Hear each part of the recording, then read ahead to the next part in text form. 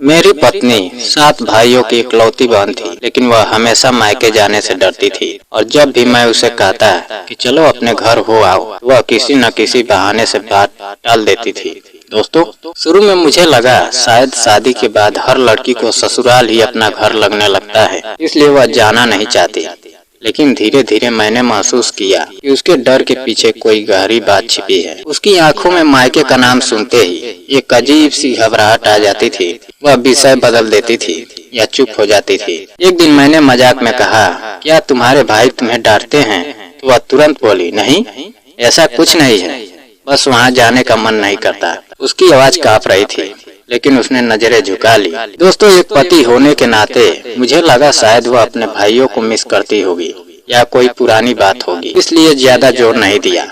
लेकिन समय बीतता गया और उसकी बेचैनी बढ़ती गई। वह अक्सर रात में डर कर उठ जाती और कहती, मुझे ऐसा लगता है जैसे कोई मुझे देख रहा है। मैं उसे समझाता कि सब ठीक है, लेकिन उसके मन का डर खत्म नहीं हो रहा था। एक रात उसने नींद में बड़बड़ाते हुए कहा, मुझे वहाँ मत भेजो, मैं नहीं जाना चाहती, मुझे डर लगता है। मैं चौंक कर उठ बैठा और उसे जगाया तो वह पसीने से भीगी हुई थी और बोली, कुछ नहीं, बस बुरा सपना था। लेकिन उसके चेहरे का डर मुझे चैन से बैठने नहीं दे रहा था। दोस्तों, कुछ दिनों बाद उसके बड़े भाई का फोन आया और उन्होंने कहा कि माँ बहुत बीमार है और अपने बेटी को याद कर रही है, तुम दोनों जल्दी आ जाओ। मैंने खुशी से पत्नी को बताया कि चलो माँ से मिल आते हैं, लेकिन यह सुनते ही उसका चेहरा सफेद पड़ गया और वह बोली, तुम अकेले चले जाओ, मैं नहीं जाऊंगी। उस दिन पहली बार मुझे गुस्सा आया और मैंने कहा, आखिर क्यों नहीं जाओगी? वह भी तुम्हारा घर है। लेकिन वह चुप रही और उसकी आंखों से आंसू बहने लगे। दोस्तों, उस दिन मैंने जीत कर ली कि अब तो उसे मायके लेकर जाऊंगा। अगले दिन मैं उसे जबरदस्ती कार में बैठाकर उसके मायके ले गया। पूरे रास्ते वह चुप रही और खिड़की से बाहर देखती रही, जैसे किसी अनजाने डर में डूबी हो। जब हम वहां पहुंचे तो उसके 7 भाई दरवाजे पर खड़े थे। उन्होंने हमारा स्वागत किया, लेकिन मुझे उनके चेहरे पर अजीब सी सख्ती नजर आई। घर के अंदर माहौल भारी था।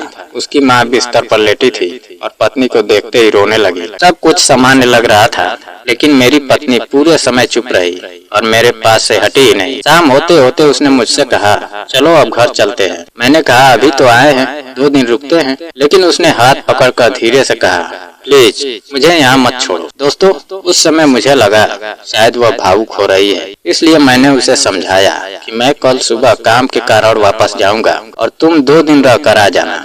वह कुछ नहीं बोली, बस मेरी तरफ देखती रही।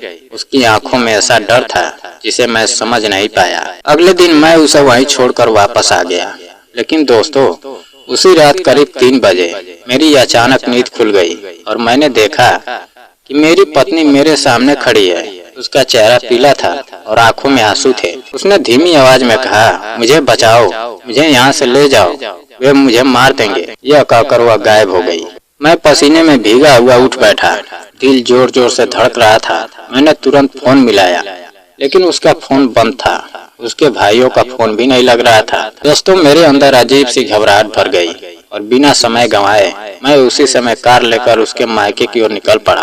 पूरी रात ड्राइव करता रहा और सुबह होते होते वहां पहुंच गया। लेकिन जैसे ही मैं घर के अंदर गया, सामने का दृश्य देखकर मेरे होश उड़ गए, क्योंकि पूरा घर बिखरा पड़ा था। दरवाजे खुले थे, सामान उल्टा पड़ा था और घर में अजीब सा सन्नाटा था, जैसे कोई बड़ी घटना घट चुकी हो। मैं जोर से चिल्लाया, लेकिन कोई जवाब नहीं आया। तभी पड़ोस की एक बुजुर्ग महिला बाहर आई और मुझे देखकर घबरा गई। उसने पूछा, तुम कौन हो? मैंने बताया कि मैं इस घर की बेटी का पति हूँ। तो वह कांपती आवाज में बोली, बेटा तुम बहुत देर कर चुके हो।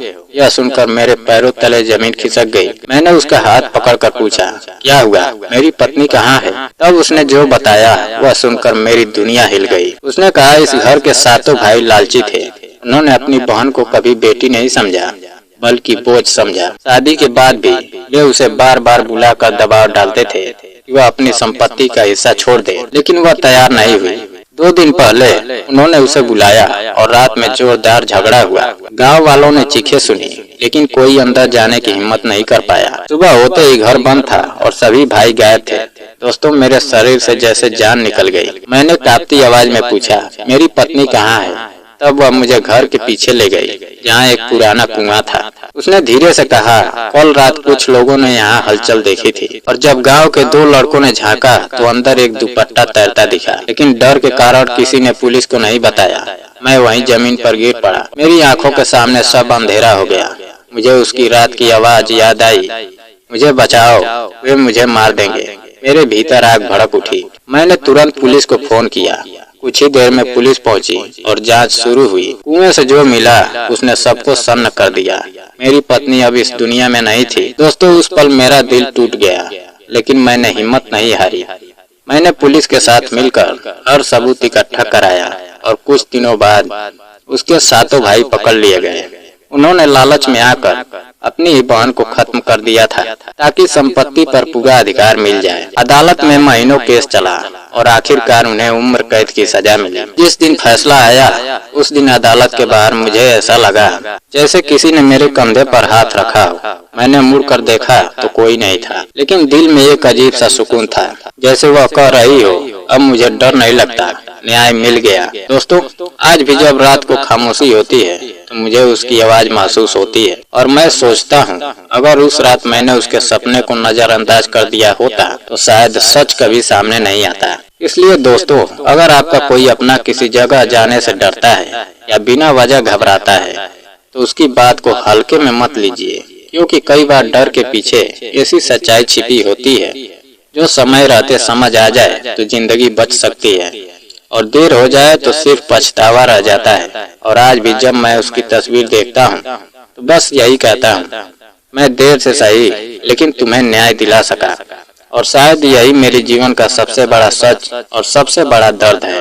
दोस्तों, अगर कहानी पसंद आई हो तो वीडियो को लाइक और चैनल को सब्सक्राइब करना ना भूलें। जय हिंद।